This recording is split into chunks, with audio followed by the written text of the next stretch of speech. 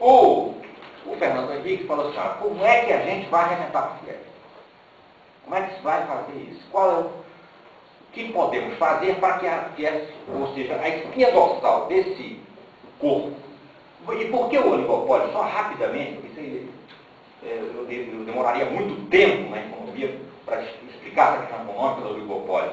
É simplesmente, toda vez que a inflação caía ou caía a taxa de lucro desses grupos, o que eles faziam? Eles aumentavam a capacidade ociosa. Quando aumentava a capacidade ociosa, faltavam produtos, os preços subiam e de uma hora para outra, sobretaxa. Então, esse era o mecanismo que eles utilizavam como forma de manutenção da inflação. Pois bem, qual é a alternativa do Fernando Henrique Cardoso? Foi uma alternativa que vai mudar os caminhos da economia brasileira, a internacionalização da economia brasileira. Aí ele reforça aquilo tudo que o Collor tinha falado, mas não tinha feito nada. Ele pega e vai fazer na prática o processo de internacionalização. Só que ele necessitava de dar respaldo internacional para trazer esse capital que comprasse as empresas da Fies. E ele começa por onde? Para dar esse respaldo? Através do processo de privatização.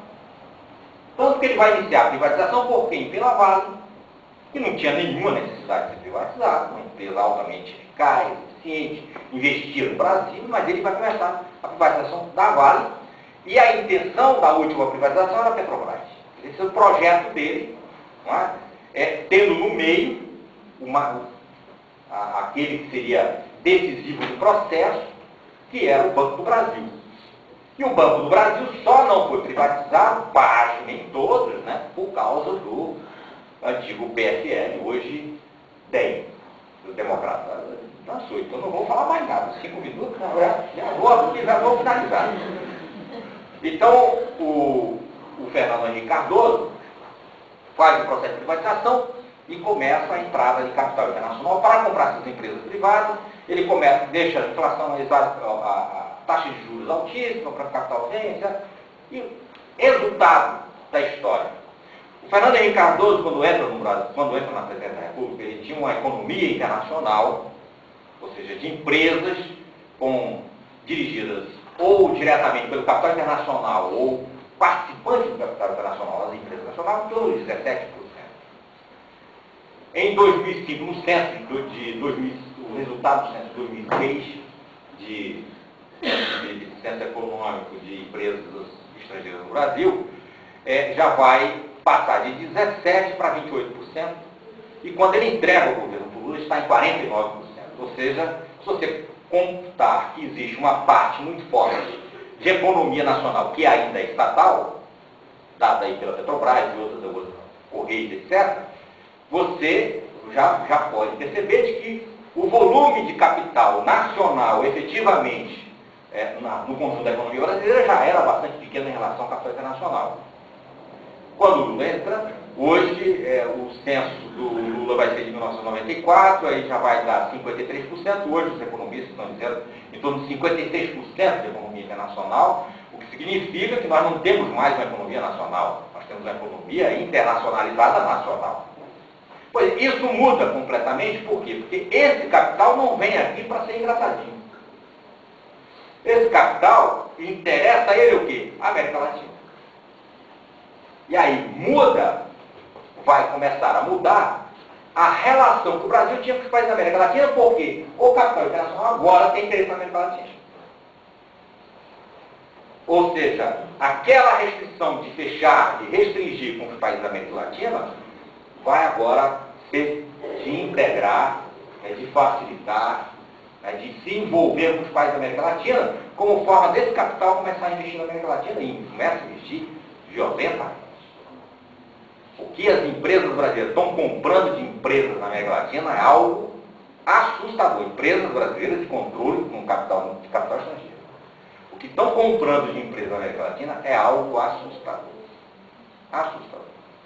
Então, esse processo de integração, ele começa a dar certo porque a economia agora exige que o país se direcione para a América Latina.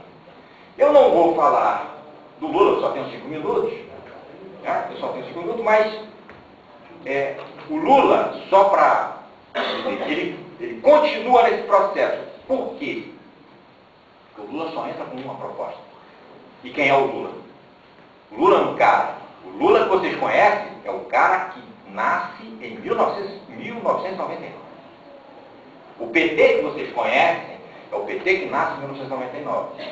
É o PT que, na Carta ao Povo Brasileiro, de 1999, vai abandonar a ideia de projeto de nação socialista. Ele agora tem um projeto de nação social-democrata que não tinha e passa a ser construído no poder, assim como o Fernando Henrique começa a construir um projeto de nação no poder, o Lula e o PT começam também a construir um projeto de nação no poder, para que ele possa. E qual é o único projeto do Lula? Acabar com a fome do país. É pouco não, né? Acabar com a fome do país. Acabou, acabou. Você fala, eu conheço um fulano que está com fome, mas você conhece um fulano.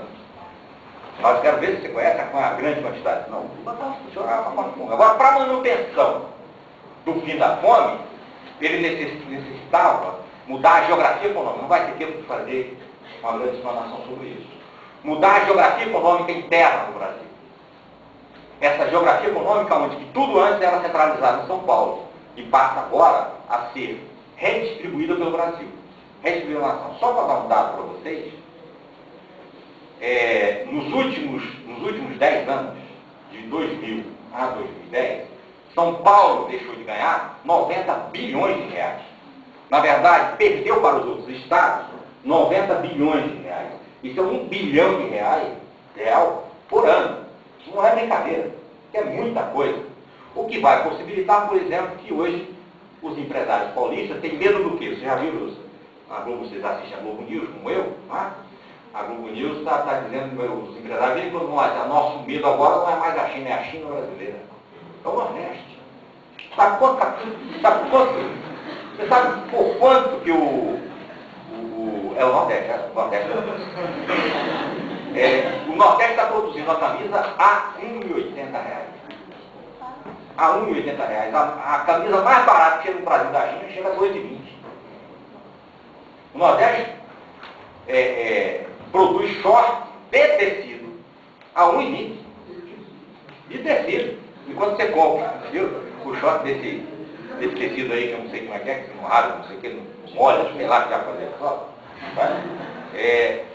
Não sei quanto. Mas, ou seja, esse é o grande medo do Brasil hoje. Ele muda a geografia econômica e permite que outros estados, fora de São Paulo, comecem a entrar no processo produtivo fortemente e São Paulo, inclusive, perde força perante, dentro do próprio Sudeste, com para Minas Gerais e o Rio de Janeiro. Para que o Lula pudesse fazer isso, ou seja, avançar seu projeto de nação dele, ele tinha que alguém financiar. Quem era que ia financiar? Quem é que vai financiar esse projeto? Vai financiar esse projeto dois elementos colocados pelo Fernando Henrique. Você pode achar bom ou ruim, isso é uma questão do futuro.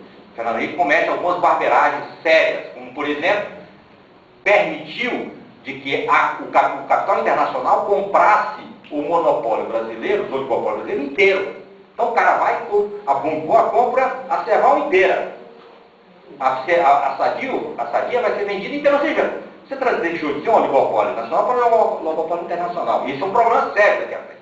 Mas fala, não é um problema agora, mas é um problema daqui para 20, 30 anos, um problema sério. Anotem também aí que os anos 20 serão anos duros. Anos muito duros. Então, quem tinha que financiar? Esse capital internacional. E para que esse capital internacional financiasse, ele teria que ampliar a sua participação, tanto na América Latina, quanto no mercado do mundo, ou seja, começasse também a ser grande exportador. E outro, através do agronegócio. O agronegócio é importante porque antes o agronegócio era, lá no início dos anos 80, se pagava muito pouco pela agora se paga muito alto pelos preços de commodities. Isso faz com que, evidentemente, entre muito dinheiro no caixa e que financia o projeto de fome zero, aí, efetivamente, ou seja, de acabar com a fome do Brasil, e esse novo projeto. O que, em síntese, já acabou o meu tempo, apesar dos 5 minutos que estou faltando, acabou o meu tempo, que